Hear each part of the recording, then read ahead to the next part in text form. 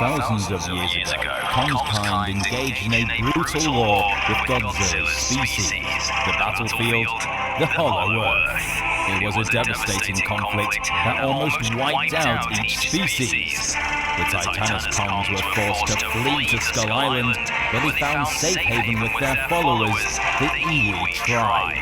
They likely lived for hundreds of years in relative peace, starting small and expanding their territory until they encountered skull crawlers, and from then on, it was a bloodbath. The skull crawlers massacred Kong's friends and family, but his parents sacrificed themselves to save him, drawing back the skull crawlers, but at the cost of their lives, leaving him as the last remaining member of his species.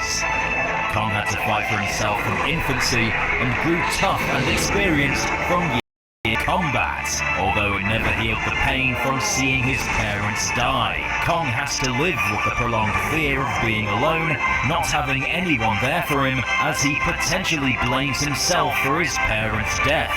As far as we knew, he was the last bastion of the Kongs.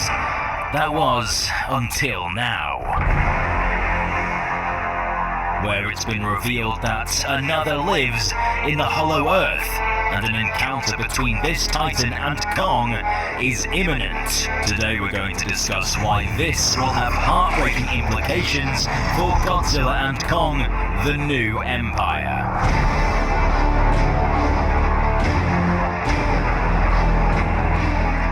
Special thanks to our super residents for supporting the channel. Highlighted are our newest members. If you would like to support the channel, then follow the link here and consider subscribing. What's up, residents? Alice here. Welcome back to Dangerville. The Monsterverse has been no stranger to personal, more emotional moments that really allow us to get to know what's going on in the Titan's head. Whether that's the moment Ford Brody makes eye contact with an injured Godzilla, or where Gia calms down a panicking Kong with a single touch, they've all helped the monsters feel like real, tangible characters. And with Godzilla and Kong, we have evidence telling us that we'll get to know Kong more than ever, and the reality of the film will be incredibly heartbreaking. Since Kong's Skull Island, we've seen that he longs to discover more of his kind, to know that he truly isn't alone. He was raised in isolation and never knew of a world where Kongs had complex societies that were alphas of a vast Hollow Earth. We've seen how he longs to meet other members of his kind when he sits to drink some water by the river, but before he does so, he looks upon his own reflection. This is the only way Kong can see his own kind, and you can just see the sadness in his face as he longs for the day where he can actually touch the hands of those just like him. Another example is when he stares up in awe at the aura glowing beautifully in the sky. We go from seeing Kong mercilessly defending his territory to just thinking. It tells us that he longs for a world greater than this tiny island he calls home, where he spends his time alone. This personality trait is continued in Godzilla vs. Kong when Kong confides in Gia, the only one that truly understands him. But still, she's not a Kong. During their venture to the Hollow Earth, the only way Gia managed to convince him to go willingly was by saying his family could be down there. And then he jumped at the simple idea that there may be more of his kind down there. He was willing to risk it all for a chance. In his mission, Kong comes across the home of his ancestors, where ghosts of the Titan War can be seen. We witness the war zone filled with bones and weapons used in the clash, which only adds to the isolation. It's been a long time since these holes were populated by his kind, but Kong doesn't look discouraged. It's a huge unexplored world, and he's certain there's someone out there. But what Kong doesn't know is there is someone.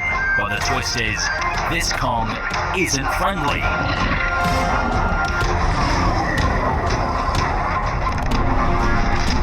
It's revealed in the teaser that this Kong is a psychotic predator that hunts Titans and humans alike, including his own species. In the upcoming film, we expect the two to meet up and a bewildered Kong will be overcome with joy and relief that he isn't the last of his kind after all. But the reaction from this orangutan-like titan will be the polar opposite. He would want to rip Kong's face right off. Just another trophy to add to his collection. Kong would be left confused and heartbroken. The first Kong relative he's met since his parents' passing wouldn't want to embrace him and reconnect, but instead would want to kill him.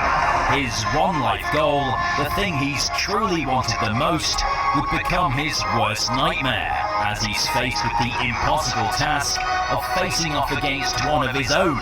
All that isolation, that loneliness, has been for nothing, as his expectations of meeting another Kong would be crushed.